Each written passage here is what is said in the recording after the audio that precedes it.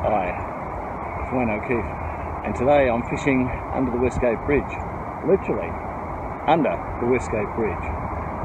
What I'm doing is just using two fairly heavy rods here because there's a couple of things. There's a bit of weed out there, some of the fish are quite big. I have to cast some heavier weights because I'm actually casting into the outgoing tide.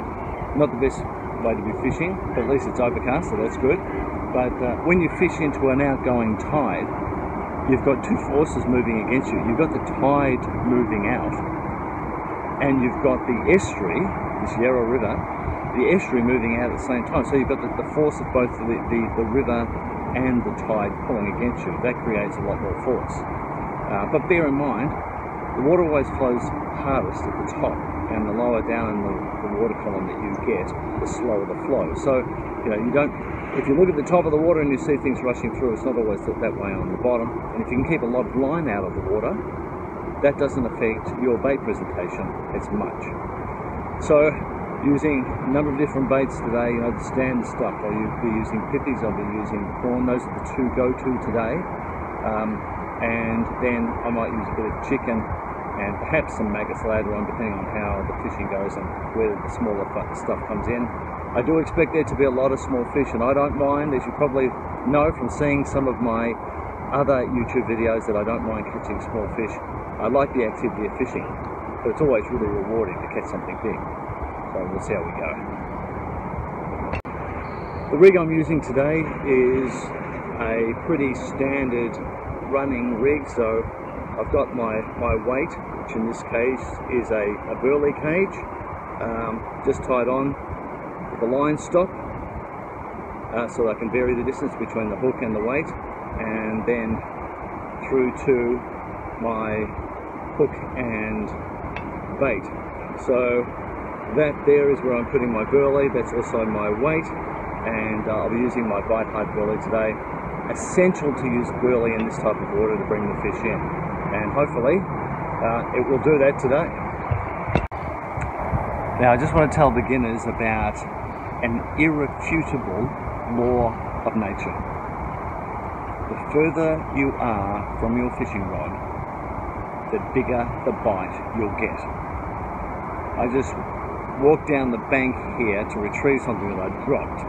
When I got down to the bottom of the bank, which is about 3 meters from where my rod is, the rod started going wild. I ran up the bank over the rocks to get to my rod. By the time I got there, it had stopped. Okay, I've been here for about 20 minutes. That's the first bite I got, and I got nothing out of it.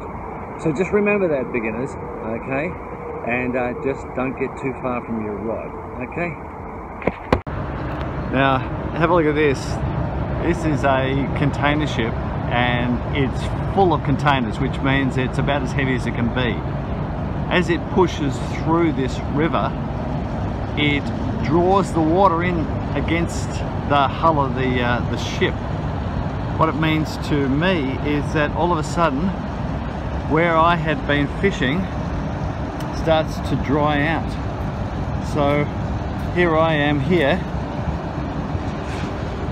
and the water has moved away. I'm now stepping a couple of paces into dry land because that ship has actually pulled the water away. It's quite amazing. See, look at that. Look how fast that has gone. You can see that just moving away, right? Which of course means it's going to come back pretty quick. So there's my foot, all dry land, continues to go out. It's just pulling it all away.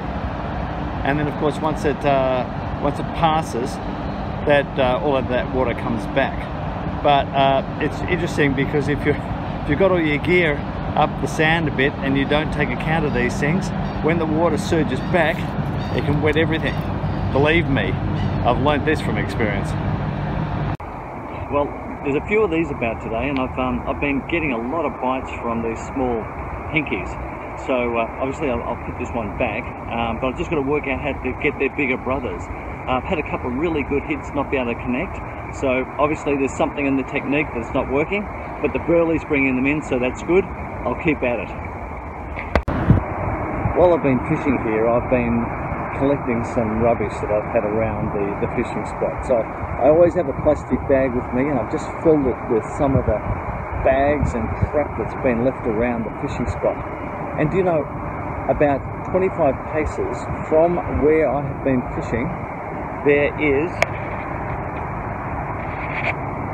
a rubbish bin. Can you believe that people are too lazy to pick up their stuff and put it away?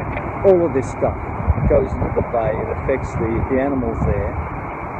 And all you have to do is take a plastic bag with you, fill it with some stuff, take it home and put it in the rubbish. Here, there's even a bin to do that. So please, think about your fishing and think about the environment. If you want to fish into the future, you need to look after the joint. Take a bag home, get rid of the stuff, please. Well, one of the things I like about this area is you can catch just about anything that you can catch in Port Phillip Bay. So there's a little flathead about and other fish. So it's really good to see we've got a healthy waterway here. These little flathead are a real indicator. So I'll put this guy back, but yeah, you get a bit of variety down here.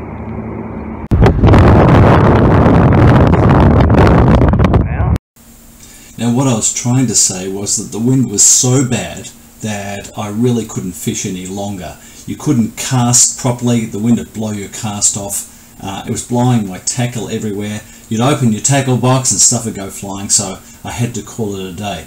It was a real pity because the fish were starting to come on quite hard. I was getting lots of big bites, and I'm sure that I would have got bigger fish if I'd been able to do it.